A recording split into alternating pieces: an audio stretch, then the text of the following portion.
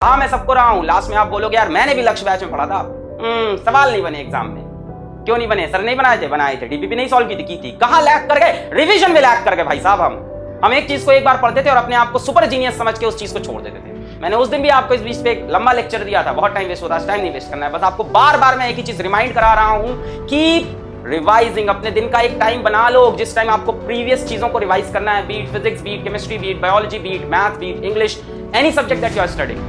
आप जब इसको ऐसे पढ़ते हो ना, बड़ा मजा आता है, क्लास में बड़ा मजा आ रहा है। कॉन्सेप्ट के बाद कॉन्सेप्ट, सवाल के बाद सवाल, सर एक और न्यूमेरिकल, सर डीपीपी भी सॉल्व करेंगे, सर ये भी करेंगे, सर वो भी करेंगे। लास्ट में क्या होता है? मेरे पास इंस्टाग्राम पे इस टाइम भर भर के मैसेज आते हैं, मेरे पास भर भर के मेल आते हैं, सर मेरा सब तैयार था, सिलेबस कंप्लीट था, मैं पिछले 3 साल से नीट की तैयारी कर रहा हूँ, 4 साल से नीट की तैयारी कर रहा हूँ, मेरा सिलेबस तैयार है, सब तैयार है, मैं रिवाइज ही नहीं कर पाता सर हर बार। क्या ऐसा है कि इस कंपटीशन को क्रैक करने के लिए 3 साल का समय चाहिए, 4 साल का? बिल्कुल नहीं, समय उतना ही चाहिए जितना दिया गया।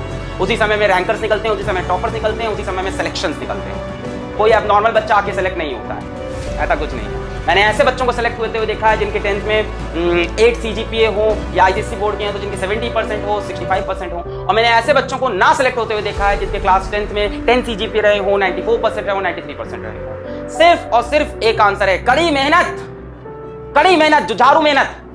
जब तुम्हें इस बात का फर्क ना पड़े तुम कैसे कपड़े पहन रहे हो, तुम कैसे दिखाई पड़ रहे हो, जब तुम्हें इस बात का फर्क नहीं पड़े कि चाय ठंडी है या गर्म जो हम पी रहे हैं, तब तुम कड़ी मेहनत कर रहे हो। तुम्हारी जिंदगी में जितनी भी फरमाइशें हैं, जितनी भी ख्वाहिशें हैं, सब उड़ गई हैं, सब ओझल हो गई हैं। ना तुम्हें दोस्ती यारी से मतलब रहा, ना तुम्हें किसी से इश्क मोहब्बत से मतलब रहा, ना तुम्हें इस बात से मतलब रहा कि इस टाइम कौन सी सीरीज आ रही है या मैच कौन सा चल रहा है। अभी IPL होने वाला है, हजारों बच्चे हर साल IPL के चक्कर में अपना कैरियर खराब करते हैं।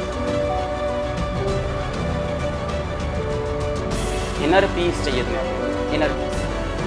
तुम्हें कुछ नहीं करना है, तुम्हें सिर्फ स्टिलनेस ऑफ माइंड चाहिए। क्या चाहिए? Stillness of mind. देखो एक बहुत बड़ा अंतर होता है between doing nothing and having stillness of mind.